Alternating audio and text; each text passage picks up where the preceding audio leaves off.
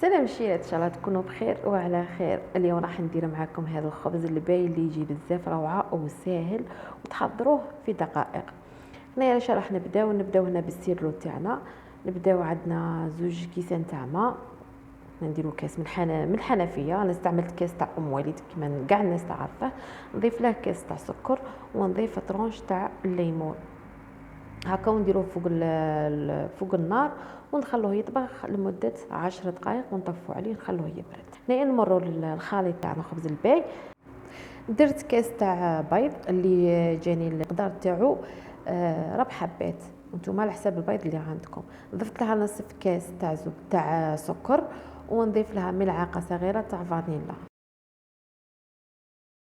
ونخلط. انا كان عندي هذا الفانيلا اللي متوفر عندي، نتوما اذا عندكم بودر ولا عندكم هذاك الابيض ثاني ديروه تاع السائل. نخلطو كما راكم تشوفوا هكا الباتر حتى يتغير اللون. نضيفوا له كاس ناقص اسبوع تاع الزيت، نفس الكاس اللي عبرنا به من الاول نخدموا به. هنايا نضيف نصف كاس نصو تاع نواه كوكو والنصف الاخر كاوكاو.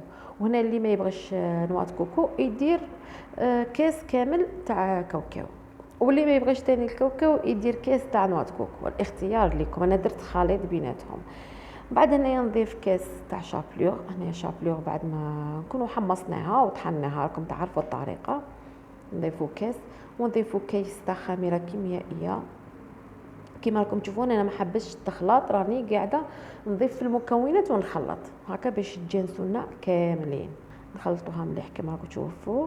ومن بعد هنا زدت 2 ملاعق كبار تاع بسكوي. هنا بسكوي اي بسكوي عندكم ديروه، ما تقيدوش باي انا درت ماكاو كان متوفر عندي، وانتم بغيتوا ديروا بيمو، بغيتوا بيتيت بور هذاك بسكوي ولا.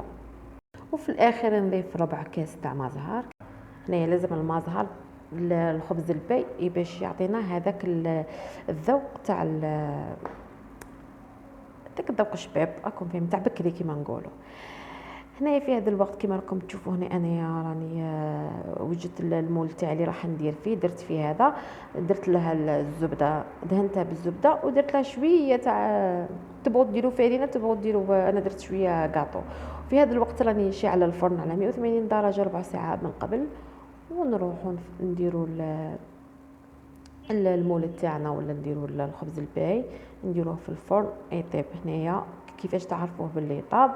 كي تشوفوه دخلوا كيغدون كيما راكم تشوفوا صاي خرج ناشف تعرفوا باللي اي واجد كيما راكم تشوفوني. هنايا ثقبتها غير شويه بالكيغدون وحامي. هنايا الخبز الباي راه حامي. بديت نضيف عليه في السيرو يكون بارد كيما راكم شفتوا. بديناه طيبناه من قبل وخليناه يبرد لو طون اللي وجد لنا الخبز الباي. كما قلت لكم خبز الباي حامي، وكما خرجته من الفرن وبديت نفرغ في هذاك السيرو. هنايا كما راكم تشوفوا فرغت كامل الكميه وشربته. وهنايا الخبز تاعنا شوفوا انايا زينته من الفوق كما راكم تشوفوا، زينته بالكراميل وزينته شوكولاته الطلي. شوكولاته الطلي البيضاء انا درت المرجان، وانتم الاختيار لكم. زدت دريت من الفوق هكا شويه تاع كاوكاو، تبغوا ديروا نواه كوكو، تبغوا كما قلت لكم الاختيار لكم، تزيينه ويرجع لكم. تبغوا ديروا غير كونفيتور من الفوق وشويه تاع نواه كوكو ولا كاوكاو.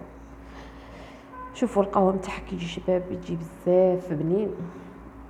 هنا راح نقسم لكم تشوفوا، تجي بزاف طريه وتجي روعه. ما في العيد قادرين في العيد ديروها هنا ترافقوها مع المشروبات مع لاتاي، تجي معاهم روعه. شوفوا هنايا القوام تاعها كيفاش قسمتها، تجي بزاف هايله. والبنه ما نحكي لكمش على البنه تاعها كي بنينه. وبمقادير راهي توفر عندنا في البيت. وخبز بايت الخبز باش نديروا به الشابلور راهو خطرات راه الناس غير تقيسها، او مو نستغلوه في وصفات كيما هكا ووصفات اخرى. وفي الاخر ما بقى لي غير نقول لكم ان شاء الله نتلاقاو في فيديو اخر في وصفه اخرى. سلام.